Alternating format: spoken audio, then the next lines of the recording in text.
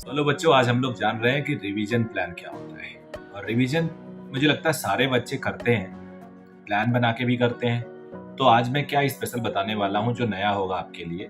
देखो, जब भी हम डिस्कस करते हैं ना बहुत सारी बातें, तो हो सकता है सारी बातें आपके लिए एकदम नई ना हो, जानने वाली हो, बट कुछ चीज़ें आपको ज़रूर अच्छी मिल जाएंगी। मैंने कई वीडियो में अपने बताया है कि जिस साल एक आध दो बहुत एक्स्ट्रा एंड ऑर्डिनरी टॉपर से मेरी मुलाकात होती है बैच में, फॉर्चुनेटली उस बार कई कई ऐसे बच्चे हैं जो ऑल इंडिया फर्स्ट रैंक लाए हैं या बहुत अच्छी रैंक लेके आए हैं। तो उन बच्चों को मैं बोलता हूँ, यार तू आ क्यों रहा है, तुझे सब आता है? तो बच्चे बोलते नहीं सर, सब नहीं आता, कुछ कुछ चीज़ें नहीं मिल जाती हैं। तो ये जो लर्निंग प्रोसेस है ना, ये चलता रहता है। इवन मेरी क्लास में अभी भी जो बच्चे 650 680 लेके अभी आ रहे हैं, और अभी 76 डेज बाकी है, ये 76 डेज का काउंटडाउन है। 76 डेज के काउंटडाउन में मैं आज आपके सामने हूं। उन बच्चों का अभी अगर 650 आ रहा है तो सोच लो 720 तक भी जा सकते हैं। किस्मत और उनकी अपनी स्ट्रेटजी है। अब अगर आपको थोड़ा सा बेटर मेथड मिल जाए तो नेचुरली आपकी परफॉर्मेंस में एक पंख लग जाएंगे।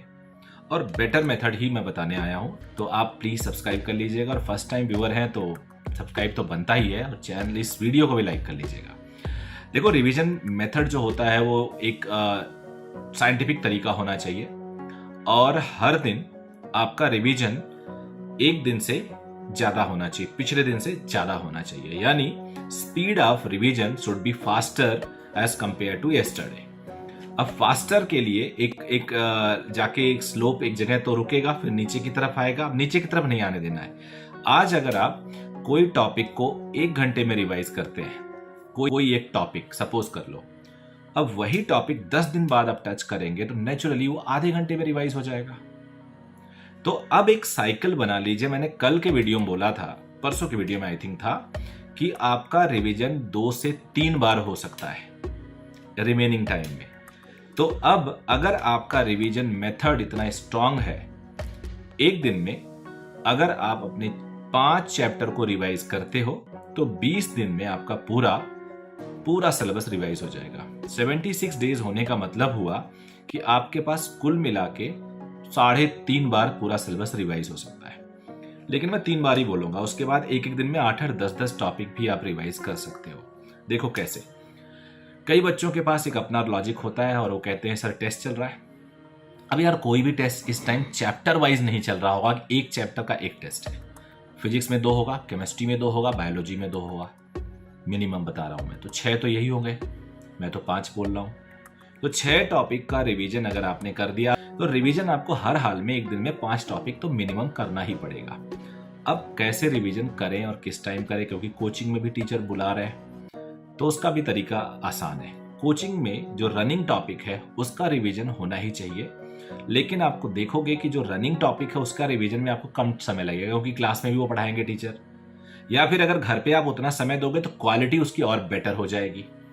तो आपके टीचर जो इस कोचिंग में आपको पढ़ा रहे हैं उसको कम समय देके रिवाइज करो, और कुछ चीजें एक्स्ट्रा लेके रिवाइज करो। और हर दिन चैप्टर के नाम आपके सामने लिखे होने चाहिए। अगर नहीं लिखे हैं तो गलत कर रहे हैं डॉक्टर साहब आप लोग।